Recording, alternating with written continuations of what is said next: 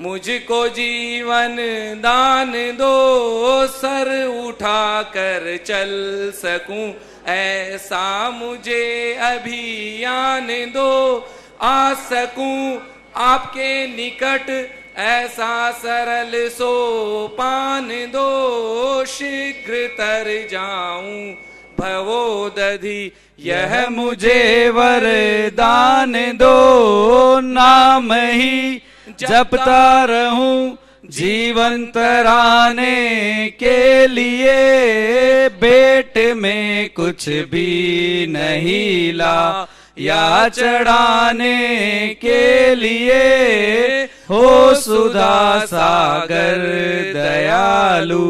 ओम परम पूज्य मुनि पुंगव 108 श्री सुधा सागर जी महाराज सत्संग के सादर श्री चरणों में पावन वर्षा योग 2020 बिजोलिया तपोदय तीर्थ क्षेत्र पर करने हेतु सकल दिगंबर जैन समाज बिजोलिया और मेवाड़ प्रांत के सभी भक्तों की तरफ से आपके सादर चरणों में नमोस्तु अर्पित करते हुए अर्घम निरुपम स्वाहा। नमोस्तु महाराज जी, नमोस्तु महाराज जी, नमोस्तु महाराज जी। जय श्री ओम नमः सिद्धेभ्यः, जय श्री ओम नमः सिद्धेभ्यः, सर्वमंगल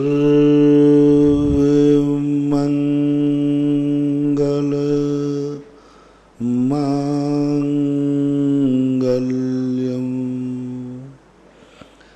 सर्वकल्याणकारकं,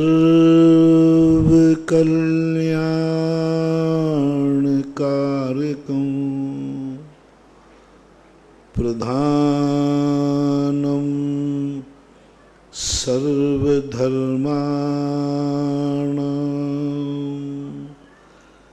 जैनं जयतु शासनं, जैनं जयतु शासनम्। पंच परमेष्टि भगवान की जय हो। आचार्य श्री गुरुवर कुंद कुंद महाराज की जय हो। आचार्य श्री गुरुवर विद्या सागर महाराज की जय हो। परम उपकारी निर्यापक श्रवण मुनि पुंगव श्री सुधा सागर जी महाराज की जय। पूज्य महासागर जी महाराज की जय। आचार्य सम अपन समझ रहे हैं प्रसंग को कि जिंदगी में बहुत सारी घटनाएं घटती हैं, चाही और अनचाही, लेकिन हमें उन घटनाओं पर विचार करना है। कोई ऐसी घटना से सावधान रहना है जो हम किसी को नहीं बता सकें, किसी को नहीं बता सकें। फिर दूसरी वो अनचाही घटनाएं हैं जो हम किसी को तो बता सकते हैं। अब प्रश्न ये उठता है कि ये बताने वाली बात आप नई कहाँ से लाए। ये बात तो समझ में आती है कि आगे बुरा कार्य नहीं करना, बुरे कार्य छोड़ना, लेकिन ये बताने वाली बात तो समझ में नहीं आई। ये बात तो समझ में आती है, प्रश्न कर रहे हैं लोग, कर सकते हैं कि ठीक है कोई बुराई की है, अब आगे वह बुराई नहीं करेंगे। ये बात तो ठीक है, बहुत अच्छा है, धर्म का उपदेश है, सभी शास्त्रों में कहा है। लेकिन जो कर लिया है उसको बताना जरूरी है। नहीं बताओगे तो आपने कल फरमान जारी कर दिया, बड़ी मुश्किल हो गई। बताने से क्या लाभ है? छोड़ने से तो लाभ है, लेकिन बताने से क्या लाभ है? एक ऐसा ज्वलंत प्रंत सारे भारत की जनता में हुआ 2 दिन के प्रवचनों से। कल भी ये बात आई थी शाम, कितना बड़ा जुलूम सारे भारत की जनता में एक बहुत बड़ा 2 दिन के प्रवचनों से बड़ा तहलका मचा हुआ। इस बात पर मैं जोर दे रहा हूं कि बताना जरूरी है। लेकिन ये भी मैंने कल पाबंदी कर दी तो थोड़ी राहत मिली थी कि यदि सामने वाला कोई तुम्हें विश्वसनीय नहीं मिले तो बिना बताए मर जाना, लेकिन अविश्वसनीय को कोई व्यक्ति बात मत बताना। हमने दोनों बातें कही। कल थोड़े प्रवचन के, आधे प्रवचन के बाद लोगों को थोड़ी सी राहत मिली, ये कम से कम। नहीं तो बोले महाराज हम लोग तो मर जाते, क्योंकि जिसको हम अपनी बातें बताते वही व्यक्ति हमारा कबाड़ा कर देता, ब्लैकमेलिंग कर देता, घर घर में हंगामा हो जाते, पूरा भारत में तहस नहस हो जाता, क्योंकि हर व्यक्ति दूसरे की कमजोरी खोजना चाहता है। संसारी व्यक्ति का एक बहुत बड़ा वीक पॉइंट है कि वो हर अपने व्यक्ति का कमजोर पॉइंट चाहता है। और जैनागम कहता है कमजोर पॉइंट नहीं, उनका गुण देखो, अंतर समझना। जो सम्यक दृष्टि ज्ञानी जीव होता है वो हर अपने निकटवर्ती लोगों में गुण ढूंढता है, अपने निकटवर्ती। पहले तो अपने गुणों को देखता है, मेरे में कोई अच्छाई है भी कि नहीं, फिर देखता है कि हमारे निकटवर्ती व्यक्ति में गुण कौन सा है जिस पर मैं गर्व कर सकूं, जिसका मैं डिंडोरा पीट सकूं, जिससे दुनिया से कह सकूं कि मैं इनके साथ क्यों हूं। मालूम आपको, इनके पास ये गुण है। एक ज्ञानी व्यक्ति की बात कर रहा हूं, सम्यक दृष्टि। आपको सम्यक दर्शन है कि नहीं, ये आप खुद निर्णय कर लेना। क्या आपको अपने निकटवर्ती व्यक्ति के अंदर कोई गुण देखने में आ रहा है? जो गुण आप दूसरों से कहने के लिए लालायत हो, मेरा ये गुण है। माता पिता है, क्या आपको अपने माता पिता में कोई गुण दिख रहा है जिससे कह सकें कि हम माँ बाप के साथ क्यों रहते हैं? कह सकें अपने किसी से भी, कह सके किसी अपने दोस्त से, अपने पति पत्नियों में किसी से भी, तुम माँ बाप के साथ क्यों रहना चाहते हो?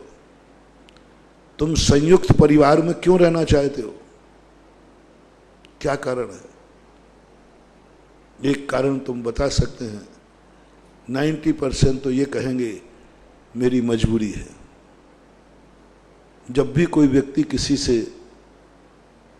संधि करता है तो 90% लोग मजबूरी में संधि करते हैं। कंप्रोमाइज 90% कमजोरी में करता है। किसी के साथ व्यक्ति जब ही रहता है जब उसमें कोई कमजोरी है। 90% कह रहा हूं। सब लोग अभी के जो प्रवचन हो रहे हैं प्रैक्टिकल हो रहे हैं। सब लोग अपनी अपनी परीक्षा करना। तुम किसी के अंडर में हो, किसी की बात मान रहे हो, तो सोच लो तुम्हारी मजबूरी है कि नहीं, क्योंकि तुम्हें अब कोई दूसरा रास्ता नहीं दिख रहा है।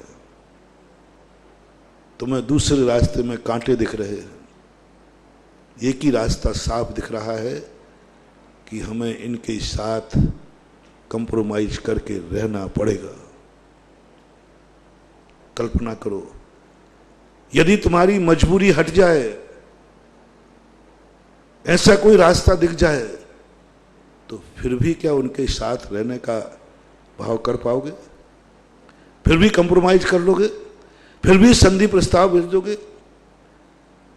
बलजोर आदमी जब संधि प्रस्ताव कहीं भेजता है वो धर्म कहलाता है, और कमजोर आदमी जब संधि प्रस्ताव बोलता है वो मजबूरी कहलाती है। बलजोर, श्री कृष्ण बलजोर थे।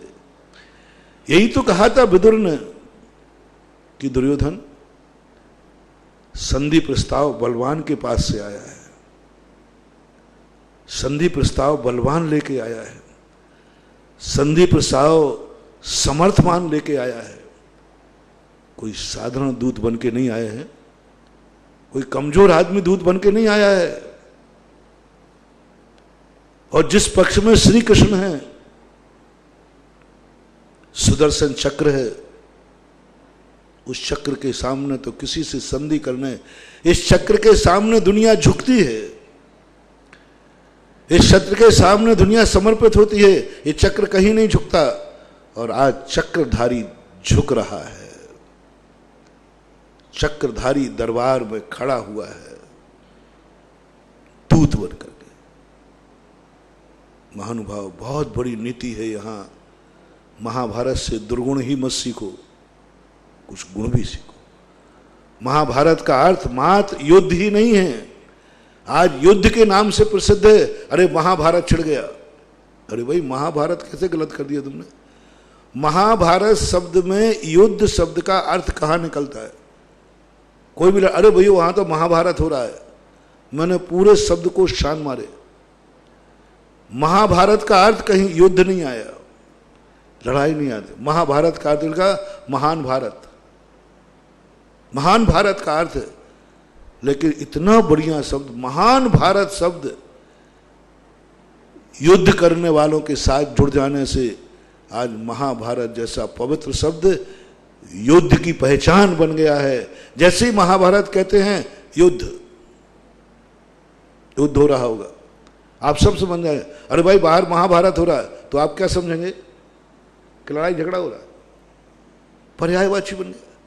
अच्छा शब्द जब किसी गंदे आदमी से जुड़ जाता है तो वो बदनाम हो जाता है। मामा श्री, अब मामा श्री कहते लोग चिढ़ते हैं, श्री मामा का हो तो नहीं चिढ़ेंगे। अब देखो श्री को आगे पीछे करने में चिढ़ है। यदि आप अपने मामा से कहना मामा श्री, वो चिढ़ जाएगा, तू मुझे क्या शकुनी समझ रहा है? क्योंकि बाद में क्या गजब। और पहले कहो श्री मामा जी, हाँ वो ठीक है। कितना अंतर पड़ रहा है शब्द में। ऐसे ही महाभारत शब्द, कुछ अच्छाइयां सीखो। महाभारत में देखो सबसे शक्तिमान शक्ति झुक रही है, सबने रोका। कृष्ण जी आप क्यों झुकना चाहते हैं? आपको वहां क्या बल दिख रहा है? आपकी सेना वहां चली गई इसलिए, ताश्री वहां इसलिए? बोले नहीं, मेरा कुछ नहीं। यदि मेरा पक्ष कमजोर होता तो मैं झुकता भी नहीं, मरता।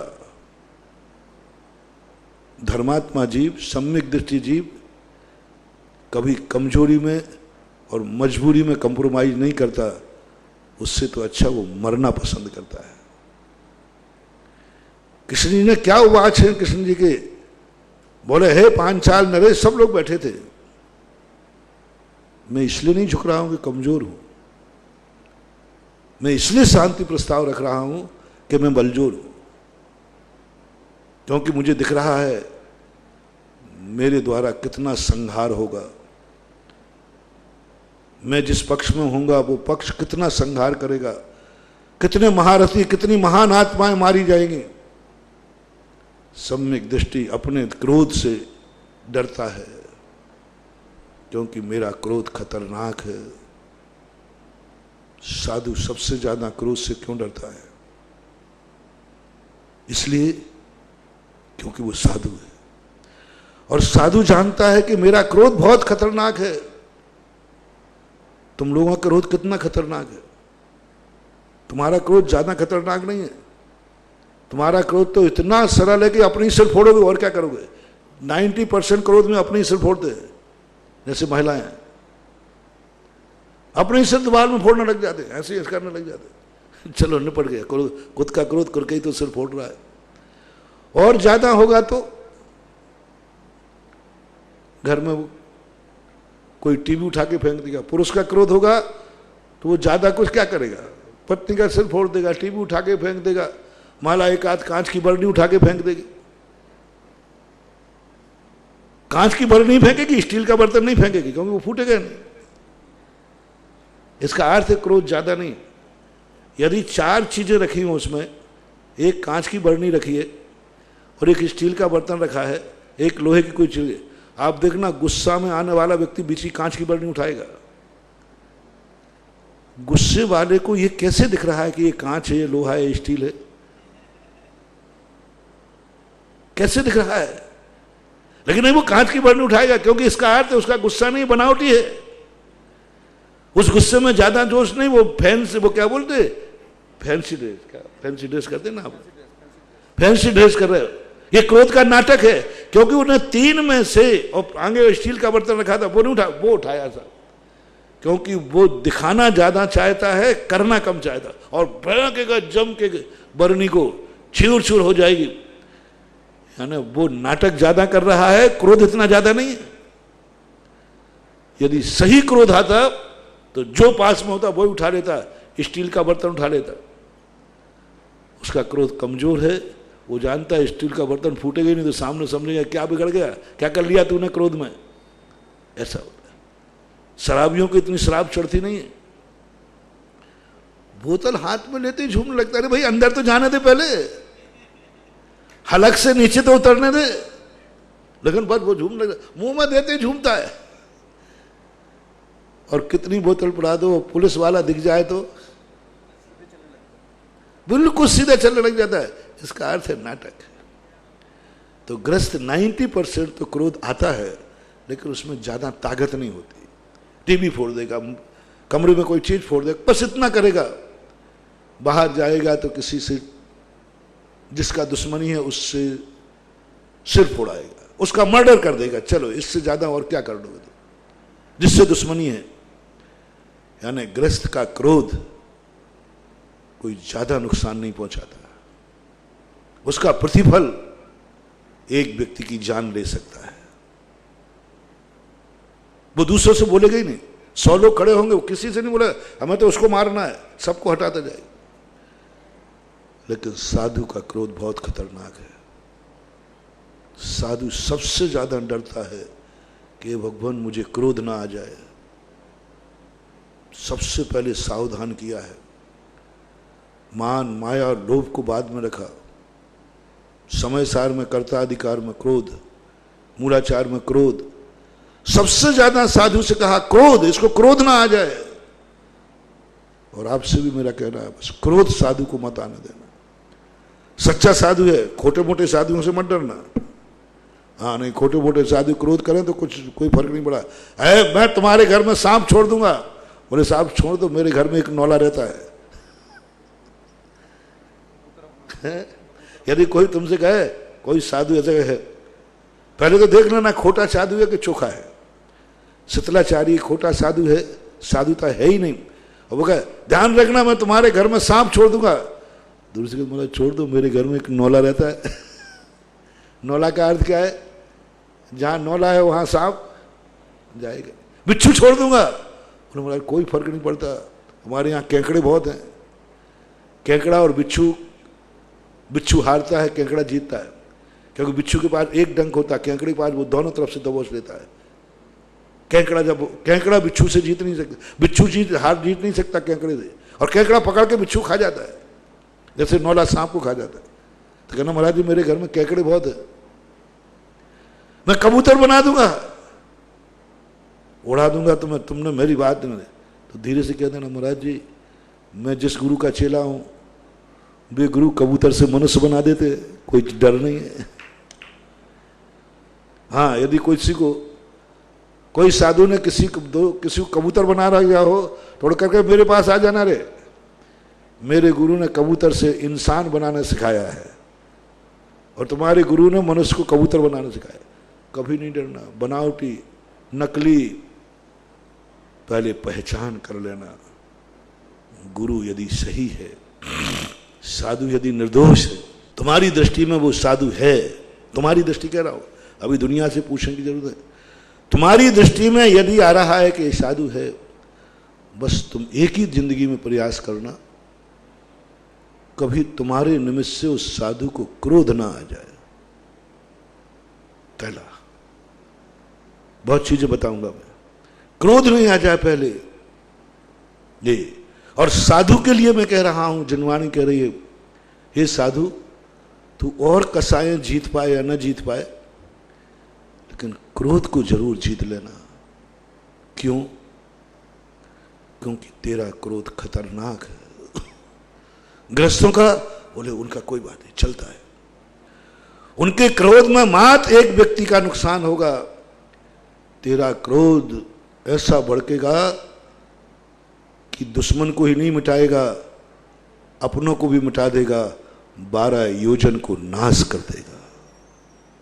देखो, साधु का क्रोध, यदि किसी व्यक्ति को क्रोध आता तो राजकुमारों ने पत्थर मारे थे तो गृहस्थ क्या करता और राजकुमारों को मार देता। लेकिन साधु को क्रोध आया तो उसमें राजकुमारों का ही नाश हुआ कि निरपराधी द्वारिका का भी नाश हुआ।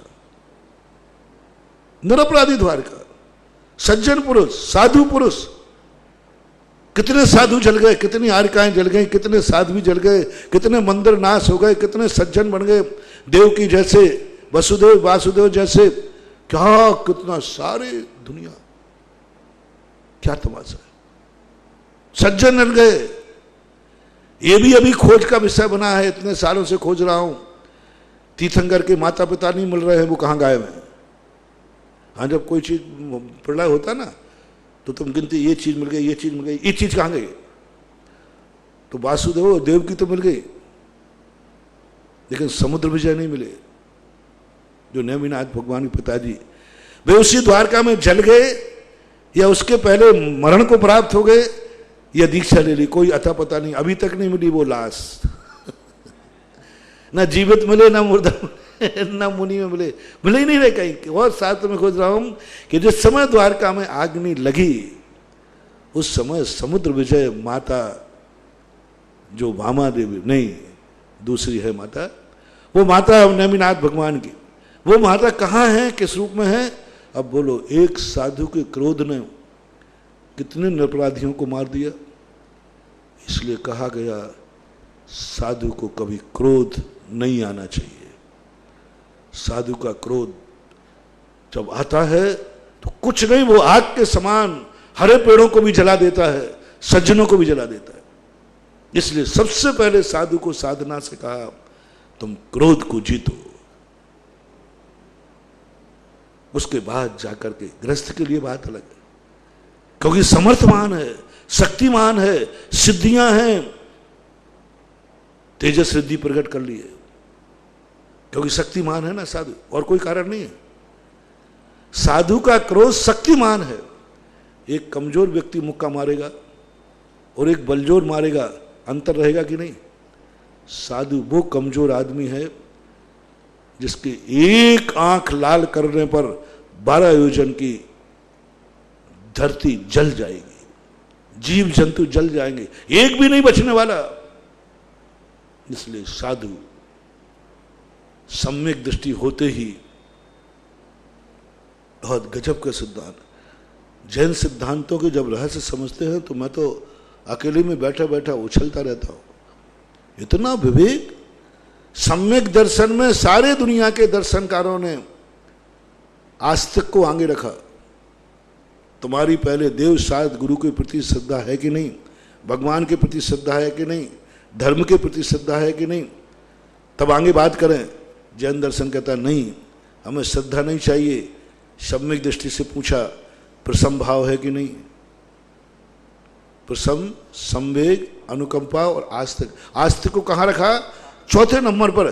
पहले यह बताओ प्रसम भाव है कि नहीं, क्षमता भाव है कि नहीं। तुम्हारी क्रोध अग्नि कितनी प्रज्वलित है। यदि तुम्हारा समता भाव नहीं है तो आगे के पेपर देने से कोई फायदा नहीं है, पहले पेपर में फेल हो। यानी सम्यक दृष्टि से भी शुरुआत की तो प्रसम भाव से की। मुनिराज को भी जहां भी शुरुआत की अहिंसा धर्म से की। अहिंसा का अर्थ भी दया है। मरण के समय सबसे पहले कहलवाया क्षमा, खम्मामी सभ्य जीवाणाम सभ्य जीवा खमंत में हो। गजब। ये नहीं पूछा तुमसे उनसे कि बताओ, पहले एक शब्द बोलने के और कुछ भी नहीं बोला। तुम्हारे व्रत कैसे पाले हैं, तुम कैसे व्रत पाल रहे हो, तुम क्या त्याग कर पाओगे, क्या नहीं कर, ये सब चीजें बाद में। पहला प्रश्न पूछते हैं संलेखना के समय, क्या तुम सबसे क्षमा मांग सकते हो? बहुत कठिन है। क्या सबको क्षमा कर सकते हो? बहुत कठिन है। ये करना फिर भी सरल है। मैं सब त्याग कर दूंगा, अन्न जल त्याग कर दूंगा, सब कर लूंगा। जैन दर्शन कहता है ये नहीं पूछ रहा हूं, क्षमा मांग सकोगे, क्षमा कर सकोगे। खम्मामी सभ्य जीवाणाम सव्वे जीवा खमंत में मैत्य में सब भूदेशु वैरम मध्यम न कैण। सल्लेख नागे कुछ भी नहीं कर पाया यदि साधु, इतना अकेला बोल दिया, उसकी समाधि मान ली जाती है। प्रतिक्रमण करते समय पूर्व भूमिका जैसे उन्होंने शुरुआत की, तैसे उन्होंने बोले मैं जीवे प्रमाद जनता पर पापेश टैन द्वारा, पर तुरंत कहते हैं ये सब चीजें बाद में बोलना, पहले खम्मा में जीवाना। अभी प्रतिक्रमण शुरू नहीं हुआ, प्रतिक्रमण भक्ति का काय स्वर्ग नहीं हुआ, पहले यानी सबसे ज्यादा ये बहुत कठिन महानुभाव आ ही जाता है। थोड़ी थोड़ी बातों पर मुनिराज को, तुम्हें सबको आता है। ये बात का सबसे समर्थवान है, समर्थवान की चर्चा कर रहा हूं। दूसरा प्रसंग बता देता हूं इसी प्रसंग में, वो अपन कृष्ण जी का प्रसंग अभी चलाता हूं। समर्थवान को के साथ कभी ऐसा व्यवहार मत करना कि वो रो पड़े। दूसरा, समर्थवान के साथ कभी ऐसा व्यवहार मत करना कि उसको क्रोध आ जाए, क्योंकि वो तुमसे अधिक समर्थ है। पहले तो देख लेना तुमसे अधिक समर्थ है कि नहीं। कमजोर पे अभी क्रोध करने की बात नहीं कर रहा हूं, तुमसे ज्यादा समर्थ है, उसके साथ ऐसा कोई व्यवहार नहीं करना जिससे उसको क्रोध आ जाए। और समर्थवान व्यक्ति को सावधान रहना है, तुम्हें सब कुछ करना है लेकिन तुम्हें क्रोध नहीं करना, क्योंकि क्रोध तुम्हारे दुश्मन को ही नहीं मिटाएगा, दुर्जन को ही नहीं मिटाएगा, सज्जन को भी मिटा देगा, सज्जन को भी मिटा देगा। अब दूसरा प्रसंग, जो तुमसे समर्थ हो, तुमसे अधिक गुणवान हो, तुम उसके साथ कोई ऐसा हरकत मत करना कि वो रो पड़े। समर्थवान के आंसू तुम्हारे 100 भाव भस्म कर देंगे, 100 भाव भस्म कर देंगे। कभी आंसुओं को, समर्थवान के आंसू तुम्हारे द्वारा ना आ जाए। कई बार समर्थ रो पड़ता है, समर्थवान को रोने मत देना। समर्थवान यदि कोई याचना करे तो एक भिखारी को धुतकार देना, एक भिखारी को धुतकार देना, एक कमजोर को दरवाजे से निकाल देना। लेकिन समर्थवान व्यक्ति यदि तुमसे कोई याचना करे, महानुभाव बहुत करुणा दया करके कह रहा हूं, उसको खाली हाथ मत लौटाना, खाली हाथ मत लौटाना। उसको उदास मत करना, उसको हताश मत करना, क्योंकि समर्थवान तुम्हारे दरवाजे आया है, समर्थवान तुम्हारे सामने खड़ा हुआ है। अब उसके साथ तुम्हारे लिए एक ही नियम लेना है, मैं कोई व्यवहार नहीं करूंगा जिसको रोना पड़े, इसे पश्चाताप करना पड़े, इसे उदासीन होना पड़े और इसे खाली हाथ लौटना पड़े। मत लौटाना, मत लौटाना, मत लौटाना। समर्थवान बहुत सारे लोग होते हैं, हर क्षेत्र में समर्थवान है। कभी भगवान तुम्हारे सामने आ जाए और तुम भगवान के सामने पहुंचो, इसलिए कहा जाता खाली हाथ मत जाना। भगवान, गुरु, राजा ये समर्थवान है, अपने गार्जियन सब कुछ, इनके सामने कभी ये अपने सामने कोई अपेक्षा रखते हो, जैसे मंदिर की अपेक्षा है कि तुम पुंज चढ़ा के दर्शन करो तो पुंज चढ़ा के ही करना। गुरु कभी तुम्हारे दरवाजे आए, ऐसा ना हो जाए, मैं तो बार बार कहता हूं, तुम्हारे नगरों में जब गुरु आ जाए तो ऐसा ना हो जाए कि महाराज दरवाजे से निकल जाए और तुम पड़गान ना कर पाओ, पड़गान न कर। ये सबसे बड़ा अभिशाप है कि गुरु हार चढ़िया के निकला, हार चाह रहा है और तुम हार नहीं दे पाए। कम से कम देने को तो खड़े हो, वो लेवे या ना लेवे। इसलिए श्रावक को कहा गया, प्रतिदिन जब साधु सौदागर नगर में हो, पता नहीं किस गली से निकल जाए, और मेरे दरवाजे से गुरु निकला और आहार के लिए निकला और मैं उनको पड़गान नहीं कर पाया, नमोस्तु नहीं कह पाया, समझ लेना तुमने बहुत बड़ी भूल की है, बहुत बड़ा तुम्हारा साधु आदमी जो चीज चाहिए हो तुम देने में समर्थ हो, और साधु लेने निकला और नहीं दे पाए और तुम्हारे दरवाजे से निकल गया, ना जाने उसी समय तुम्हारा कितना पुण्य भस्म हो गया, भस्म हो गया, जिंदगी भर का कराया हुआ पुण्य भस्म हो गया, क्योंकि समर्थवान सामने से निकला था। तुम जैन थे, तुम समर्थ थे, फिर भी तुम किसी कारण से नहीं दे पाए। इसलिए जैनियों को कहा महाराज आवे या नहीं आवे, एक चौके में साधु हार करता है, हजारों क्यों खड़े होते? यही साधु आवे या नहीं आवे, मुझे अपना पुण्य क्षय नहीं करना है, मैं पड़गहान के लिए देने के लिए तैयार हूं। अब साधु नहीं लेवे, वो साधु की बात जाने। साधु नहीं लेगा इससे साधु का कुछ नहीं बिगड़ता।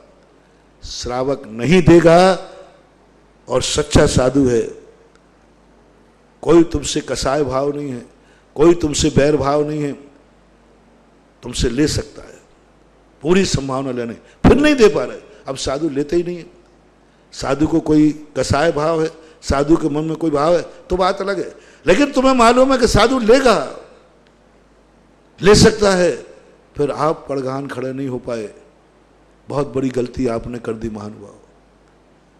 आपके नगर में साधु हो और वो जो चीज चाहता है वो तुम नहीं दे पाए, तो आप अपनी दरिद्रता का रजिस्ट्रेशन करा लीजिए। कितना भी धन दौलत कर लोगे, कहीं ना कहीं ठोकर खाओगे, क्योंकि सच्चे साधु तुम्हारे दरवाजे आया है, सच्चे साधु के साथ। इसलिए सबसे पहले ये देख लो, इसी प्रकार तुम्हारे माता पिता, इसी प्रकार तुम्हारे और कोई भी जो समर्थ हो, जो समर्थ हो तुमसे ज्यादा हो, उनके लिए कभी नहीं रुलाना, नहीं उनको। ऐसी कोई हरकत मत करना कि रो पड़े, ऐसा कोई व्यवहार मत करना कि वो उदासीन हो जाए, अपेक्षा लेके आए और वो खाली हाथ लौट जाए, ये मत करना। दूसरा, जो तुमसे समर्थमान हो उनका अपमान नहीं करना, मत करना अपमान। जैनागम में सबसे पहले कहा अपमान मत करना। कैसे भी करने हो, तुम कितने ही मानी हो, कितने अहंकारी हो, तुमसे अधिक समर्थ है व्यक्ति तो उसका अपमान मत करना। गुणों में समर्थ है, ताकत में समर्थ है, धन में समर्थ है, किसी भी क्षेत्र में समर्थ है, उसका अपमान नहीं करना। डाकू गुंडागर्दी में समर्थ है तो भी मैं कह रहा हूं, डाकू है, गुंडा है, तुमसे ज्यादा समर्थ रखता है, उसको कभी अपमान मत करना, उसका अपमान मत करना, क्योंकि वो समर्थ है, एक मिनट में तुम्हें सब कुछ मिटा डालेगा, उसका अपमान मत करना। और गुणवान है तो उसका तो करना ही नहीं। तीसरी बात, चौथी बात है, समर्थवान व्यक्ति से कोई लोभ मत करना, मायाचारी। समर्थवान व्यक्ति से मायाचारी मत करना। असमर्थ से कर लेना, कमजोर से कर लेना, छोटे से कर लेना, लेकिन जो तुमसे अधिक समर्थवान हो उससे कभी छल कपट मत करना। जिस दिन तुम्हारा छल कपट उजागर हो जाएगा, वो समर्थ है, तुम्हें मिटा देगा, बर्बाद कर देगा, बर्बाद कर देगा। उससे कभी छल कपट मत करना। पुराण ग्रंथों में देखो, जब ने जिस व्यक्ति ने समर्थवान से छल कपट किया, अंत में वो धराशायी हो गया। महाभारत में देख लेना, समर्थवान से छल कपट नहीं करना। फिर अंतिम बात है, समर्थवान से कभी लोभ नहीं करना। समर्थवान से कभी ये भाव मत करना, इससे मुझे कुछ मिल जाएगा, कभी भूल से नहीं करना। इससे मुझे कुछ मिल जाएगा, वो भगवान भी हो सकता है, गुरु भी हो सकता है, माँ बाप भी हो सकते हैं, कोई भी राजा भी हो। एक अपेक्षा छोड़ दो, समर्थवान से मुझे कुछ मिल जाएगा, ऐसा लोभ मत करना, मत करना, क्योंकि समर्थवान का दिया हुआ हमारे लिए कोई काम नहीं आएगा। ये तो हुआ नकारात्मक। अब समर्थवान के साथ क्या करना? गुणिशो प्रमोदम,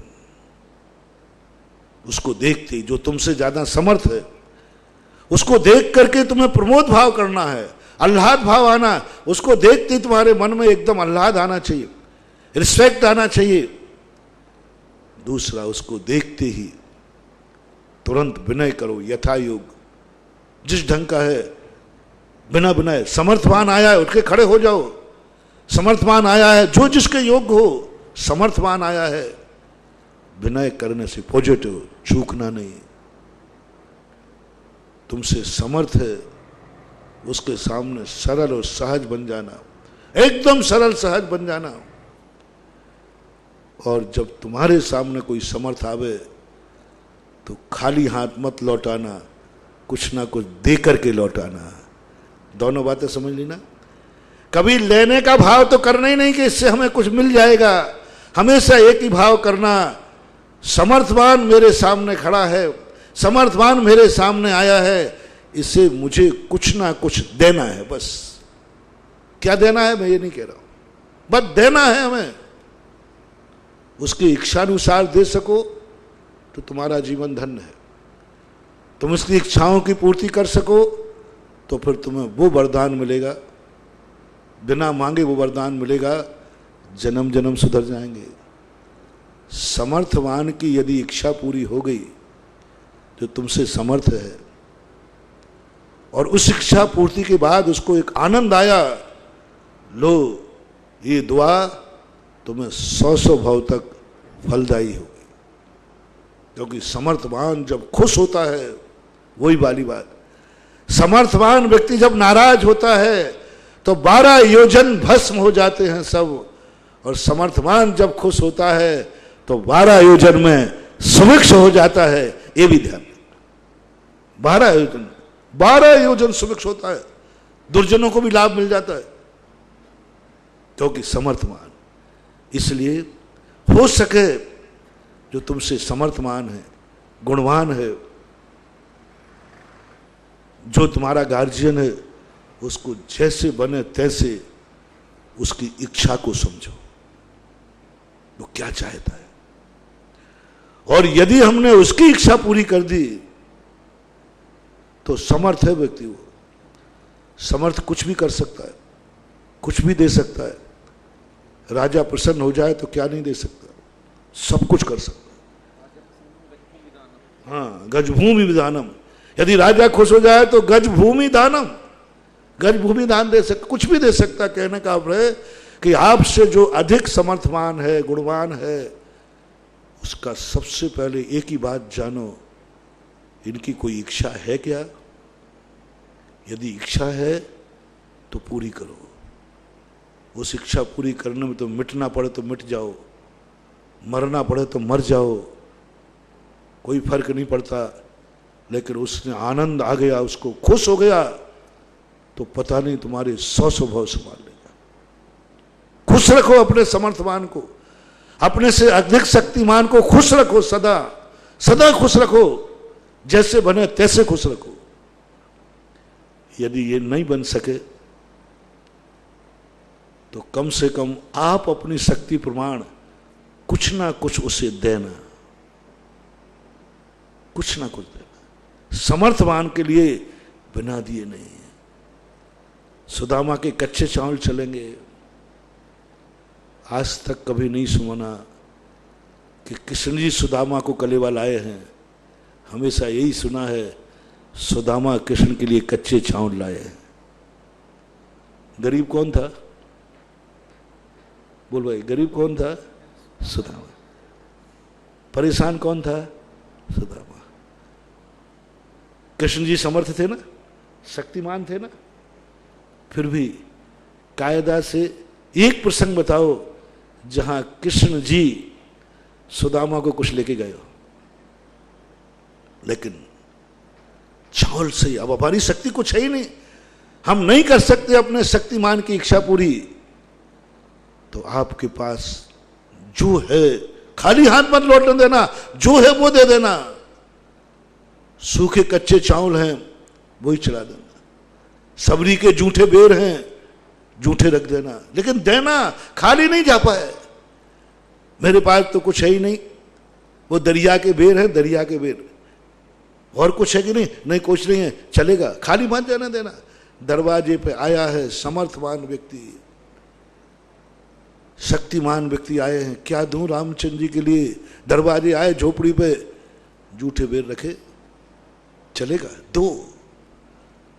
क्या दूं? समर्थवान कृष्ण जी सामने खड़े हैं, कच्चे चावल दो, खाली मत जाने देना, खाली मत जाने देना, कुछ ना कुछ देना। धन नहीं हो तो मन देना, मन नहीं हो तो कम से कम वचनों से तो दो शब्द उनकी प्रशंसा में बोल देना, ये भी देना कहलाता है। पहला तो मन दे देना, यानी समर्पण कर देना उनके चरणों में। मैं तुम्हारा बहुत भाग, आज मेरे अवभाग्य हैं, मन में आह्लाद भाव। जब धन तो है नहीं, चावल भी नहीं है, अब एक आह्लाद भाव देख करके मन में इतना आह्लाद भाव करो, वो मन दे दिया तुमने। वचन देना है, वचन दे दो, दो शब्द उनकी प्रशंसा में बोल दो, उनकी स्तुति कर लो, गुणानुवाद कर लो। अब काया कैसे दें? काया को कह दो, ये काया, ये शरीर आपके चरणों की धूल है। उनके चरणों को छूना क्या है? ये चरणों को छूना क्या? काया को समर्पित कर दिया। मेरी ये काया आपके चरणों में समर्पित है, मैं चरणों की धूल हूं आपकी। गंधोदक लगाना क्या है? चरणों की रज लगाना क्या है? अपनी, हमारे पास तो और कुछ नहीं था, ये काया है, ये काया ही मैं आपके चरणों में समर्पित करता हूं। पहले के लोग राजस्थान में, मेवाड़ में, कोई भी बड़ा आदमी आ जाए पगड़ी उतार के रख देते हैं। मेरे पास और तो कुछ है नहीं, पगड़ी आने मेरी जो सारी इज्जत थी, वो इज्जत भी मैंने आपके चरणों में रख दी, क्योंकि आप इज्जत से भी बड़े हैं। बहुत मैंने सोचा कि पगड़ी क्यों रखते थे? पगड़ी इज्जत मानी जाती थी, और जो हमारे सामने खड़ा है वो इज्जत से भी बड़ा है। यदि ये खुश हो गया तो ये जो इज्जत मैंने जिंदगी भर कमाई है, इसके साथ मेरा नाम जुड़ गया, तो फिर ये इज्जत नहीं, इससे कई गुनी इज्जत आ जाएगी। इसलिए वो पगड़ी रखता है। ये पगड़ी में क्या इज्जत है? यदि ये खुश हो गए तो हमारी इज्जत इतनी बढ़ जाएगी, इनके साथ मेरा नाम जुड़ जाएगा, मेरी बहुत बड़ी इज्जत है, इसलिए पगड़ी रख देते। चरणों में सिर ही क्यों झुकाया जाता है? क्योंकि सिर सबसे ऊंचा है, मान का प्रतीक है, इसी को झुका दिया। लो मैं इस चरण को, इस सिर को झुकाता हूं, काया झुका दी। पर करना, क्योंकि उनके समर्थ के बाद, समर्थ सोए, आज दुनिया में जो कुछ भी किसी को हासिल होना है, समर्थवान से ही मिलना है। इसलिए ये पॉजिटिव देना है, समर्थवान से लेना का भाव नहीं करना। मिलेगा जो मिले, भाव नहीं करना, परिणाम नहीं करना। जो मिलेगा वो भगवान बताएगा बाद में। सुदामा लेके गए, लेकिन वहां लेके कुछ नहीं आए। लेके चावल गए थे कम से कम एक पोटली में, लेकिन लेकर के कुछ भी नहीं आए, कुछ भी नहीं आए। कृष्ण जी ने सुदामा के साथ, मुझे समझ में नहीं आई, आप रिश्तेदारों में जाते हो तो यहां से डिब्बा भर के कुछ ले जाते मिठाई, तो वहां से भी भर देता है, वो देख के भरता है, जिस क्वालिटी की तुम लाए थे उसी क्वालिटी की वो भी भर देता है। लेकिन कृष्ण जी ने तो ये भी नहीं किया।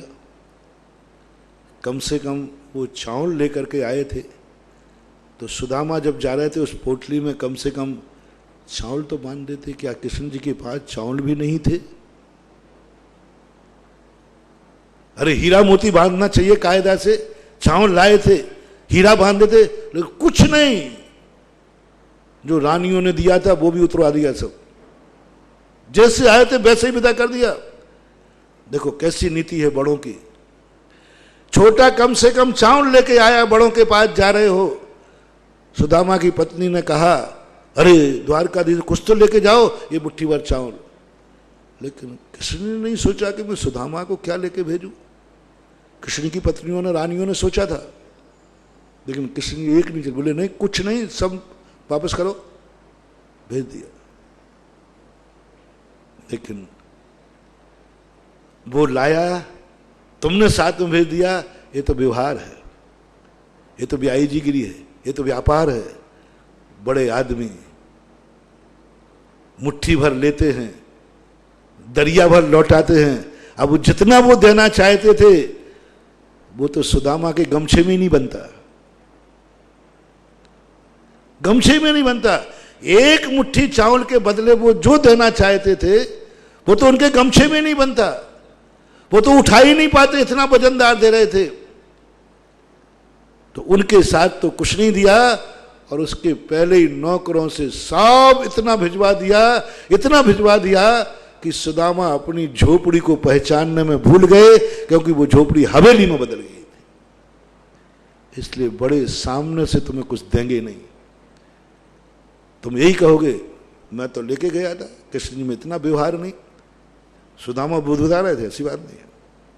ये कन्हैया इतनी अकल नहीं, इतना बड़ा तीन खंड का अधिपति बन गया। अरे चावल दिए थे, चावल ही बांध के लौटा देता। हमें पत्नी से क्या कहूंगा कि खाली हाथ आ गया, कुछ तो दे देता। कायदा से सोचा था कि चावल के बदले डायमंड बांध देगा, कुछ नहीं दिया। लेकिन घर जाके जब देखते हैं सब कुछ बदला हुआ था। बड़े आदमी प्रत्यक्ष में कुछ भी नहीं देंगे, तुम्हारे हाथ में कुछ भी नहीं देंगे, मुंह से कुछ भी नहीं देंगे। ये नहीं कहेंगे लो तुमने इतना दिया है मैं इतना देता हूं, हाथ से उठा के नहीं देंगे। पता नहीं किस दरवाजे से वो भेज देंगे, तुम देखते रह जाओगे कि ये भेजा किसने है।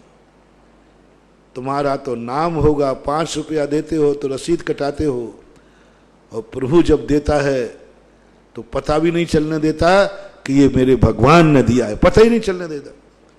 इसलिए तुम उससे कोई मांगने की चिंता मत करना, लोभ नहीं करना। तुम तो एक बनाओ, जब भी मेरा कोई समर्थवान व्यक्ति आएगा हम उसको कुछ ना कुछ देंगे, जो है वो दे दो, उसको खुश करो, बस खुश करना है तुम्हें, खुश करना है तुम्हें। कृष्ण जी यही तो हो गए, इतनी गरीबी में भी मेरे पास चावल भेज दिए, इतनी गरीबी में भी कैसे बचाया होगा एक एक दाना, कैसे बचाया होगा एक एक दाना। जहां पेट भर खाने को नहीं है वहां दाना बचाने के लिए चमत्कार वहीं होता है। लोग मेरे से कई बार कहते महाराज आप हर चीज में दान की बात करते, गरीबों की चिंता क्यों नहीं करते? अरे भैया मुझे गरीबों का दान चाहिए है, क्योंकि मैं गरीबों का ही दान चाहिए। अमीर को फिर भी मैं फोकट में काम करा देता हूं, गरीब को नहीं बकसता। मैं तो देखे रहता हूं कौन सबसे ज्यादा गरीब है इसको अभिषेक मत करने देना।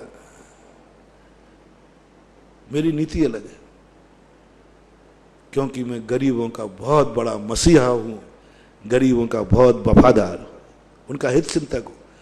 और जो गरीबों पर दया करते हैं, महाराज अमीरों को मत करने दो, इनसे जम के लो बोलिया, गरीबों को छोड़ दो, मैं तो नहीं दूंगा अपनी जिंदगी में तो नहीं। जिस दिन गरीबों से मेरी दुश्मनी हो जाएगी उस दिन कराऊंगा। मुझे तो चाहिए गरीब के पास से दान, हर गरीब का दान चाहिए मुझे, हर गरीब दान देना सीख जाए, हर गरीब जिसके खाने को नहीं है वो भी दान देवे, एक कौड़ी है वो भी दान देवे। और जिस दिन मेरी ये भावना सफल हो जाएगी उस दिन संसार में कोई गरीब रहेगा ही नहीं। तुम गरीबों पर दया करते हो, अरे गरीब महाराज जी इस बेचारे को बर्बाद हो जाएगा, वो अभी और गरीब है और गरीब हो जाएगा, उसको देने दो। एक चावल तो है ना उसके पास, एक चावल तो है ना उसके पास, देने दो। मेरे गुरु ने सदा यही संस्कार दिया। एक संस्मरण सुनाया करते ना हम, कि एक गरीब इतना गरीब था तो आचार्य सिंह ने उसको कोई मंत्र नहीं दिया, तंत्र नहीं दिया। हम लोग जब छोटे छोटे थे, नए संघ में आए थे, आचार्य सिंह जिसके पास खाने को नहीं, कुछ भी नहीं, पूरी कहानी कई बार सुना चुका हूं। अंत में आचार्य सिंह ने कहा थोड़ा थोड़ा, कुछ भी नहीं, खाने को नहीं, मरने को तैयार हैं, खाने को नहीं, मजदूरी मिल नहीं रही, कुछ नहीं मिल रहा उसको। तो हमने सोचा आचार्य सिंह बात ले जाएंगे। मैं नहीं नेतागिरी की थी, वकालत, मैं ले गया आचार्य भाई, आचार्य जी ऐसी ऐसी परेशानी है, ये मरने जा रहे हैं गरीबी के कारण, कुछ भी खाने पीने नहीं है इनके पास। तो आचार्य जी का, तुम क्यों बोल रहे हो, उनको बोलने दो ना। हाँ महाराज जी, जो छुल्लक जी कह रहे हैं वो सही, मैं छुल्लक था उस समय। महाराज जी यही ऐसी मेरी हालत ऐसी है, मैंने सब बता दी महाराज को, ऐसे ऐसे। अच्छा परेशान हो, अब देखो गरीबी, खाने को नहीं मिल, मजदूरी नहीं मिल रही, महाराज कहीं नौकरी लगा दो, मैं सब करने को तैयार हूं, अब कुछ नहीं मिल रहा तो आप मरने को तैयार हो। हमने सोचा कि आचार्य से आशीर्वाद दे देंगे, कहीं तीर्थ क्षेत्रों पर कहीं भी इतने भगत लोग हैं, कहीं नौकरी लगवा देंगे। चलो सेठ लोग सब बैठे हुए थे, उनसे कुछ सहायता करा देंगे, है सब लोग थोड़ी थोड़ी इनकी सहायता करो रे। और आचार्य जी कहते हो कौन नहीं करता, सब कर देते। कुछ नहीं किया, ना तो आशीर्वाद दिया, हाथ ही नहीं उठा, कोई ना मंत्र गंडा ताबीज दिया, कुछ नहीं बताया, और ना सेठ लोगों से कहा। क्या बोलते आचार्य जी, सब ठीक हो जाएगा। अब हाथ उठा रहे, सब ठीक हो जाएगा, एक बात मानना, थोड़ा थोड़ा दान देना शुरू करो। वो जो तुम्हारा 11-11 का करंट होता है ना, वो तो कम लगता है करंट, और मुझे जो करंट लगा, ओहो, मैंने कहा ये साधु है, संत हृदय नवनीत समाना, बड़े कोमल होते हैं, ये तो मरे को मार रहे। जिसके पास खाने को नहीं करे दान दो, अब तो मरे को मारना है कि नहीं। गरीबों से जब भी हम दान कहते, कई लोग देखो गुस्सा आता, महाराज जी उन गरीबों को क्यों मार रहे हो। यही तो बात है, हमें भी ऐसी गुस्सा आया था जैसे आप लोगों को आता है। महाराज गरीब कैसे करेंगे, ये विधान में कैसे बैठेंगे, पंचकर्म कैसे बैठेंगे, कभी शांति धारा आपके हम उसे कर पाएंगे कि नहीं कर पाएंगे। गरीब बहुत सारे लोग कमेंट्स करते, ऐसे मैं भी था, मैं भी जब यही गुस्सा आया था, बल्कि ये कोई तरीका है। और वो पट्टा हमारा तो मन बिगड़ गया, और हम लोगों ने तो फिर 1:30 बजे स्वाध्याय होता था, तबाड़ तोड़ प्रश्न किए हम लोगों ने, साधु को कैसा होना चाहिए, दान किससे दिलाना चाहिए, खाने को नहीं हो तो क्या दान देवे, डाका डाल के दान देवे क्या, कैसे दान। आचार्य ने कहा आज ये लोग बिना मौसम के कैसे बरस रहे हैं। फिर सारी बात बताई, आचार्य से समझाया, और उस व्यक्ति की, भले आदमी की देखो, उसने जी कह दिया। मैंने पागल मरेगा तो तेरे पास है क्या, नहीं तुझने जी कह दिया, इतना ही बोल दे महाराज जी, होता तो आपके पास क्यों आता। लेकिन वो पट्टा बता नहीं, मैंने कहा इसकी गरीबी से दिमाग खराब हो गया है। अरे तुरंत बोल दे, आप होते तो क्या करते, फट महाराज जी है ही नहीं। 90% गरीब यही बोलेंगे, 90% लोग यही बोलेंगे। यदि गुरु के मुख से निकल गया तो पहला महाराज जी मेरे पास है ही नहीं, 90% कह रहा हूं, एक ही शब्द है मेरे पास है ही नहीं, जी शब्द नहीं निकलेगा। खोल लेना, कभी साधु के मुख से तुम्हारी असमर्थता में कोई बात निकल जाए तो जी निकलेगा या अपनी बात बताओगे, बहुत कठिन। जी निकलना बहुत कठिन, असमर्थ हो तुम, नहीं है तुम्हारी शक्ति, लेकिन गुरु के मुख से निकल गया तो उस समय तुम्हारे मुख से क्या निकलेगा। असमर्थता की रामायण गाओगे या जी कह के चले जाओगे। असमर्थ हो तुम, बिल्कुल तुम्हारी शक्ति नहीं है, और ऐसी बात कह दी तो असमर्थता की रामायण गाओगे या जी कह दोगे। 90% असमर्थता की रामायण गाएंगे, बस यही तुम्हारी परीक्षा है। समर्थ होकर के जी तो सबको कह देते हैं। जो कार्य तुम करने में समर्थ हो वो यदि बड़ों ने बताया तो दुनिया कर लेती है, लेकिन जो तुम नहीं कर सकते हो फिर बड़ों ने कहा और जी निकल जाए, बस यहीं से शुरुआत होती है भक्ति। पांचाली जानता था कि मेरे से मेड़ का पानी नहीं रुकेगा, बरसात बहुत तेज है, बहाव तेज है, मैं नन्हा सा हूं, नहीं रुकेगा। गुरु का पांचाली जाओ खेत का पानी रोको। पहले तुरंत उसको कहा गुरुदेव बरसात तो देखो, मेरी हालत तो देखो, अकेले भेज रहे हो। उसने ये नहीं देखा कि मैं समर्थ हूं कि नहीं। इधर गुरु ने कहा नहीं, उन्होंने कहा जी, असमर्थ था, शक्ति से बाहर आदेश मिला था। हम और आप होते तो 100 बहाने बनाते, गुरुजी मेरे बस की बात नहीं, पहले बरसात तो देखो कितनी है, और इतना पानी मैं अकेला कैसे रोक पाऊंगा। आपको सोच के कहना चाहिए, गुरु को 17 सुना देते, लेकिन उसने जी कह दिया। मरेगा आप देखो, वहीं निपटा देता तो बच जाता, जी कह दिया, पहुंच गया, मिट्टी डालने लगा, नहीं डला। गुरु ने पानी रोकने को कहा है, गुरु की आज्ञा का तो पालन होगा। बांध में स्वयं लेट गया। गुरु ने कहा कि गुरु आए, बोले पांचाली कहाँ हो? बोले गुरुदेव आपकी आज्ञा का पालन कर रहा हूं।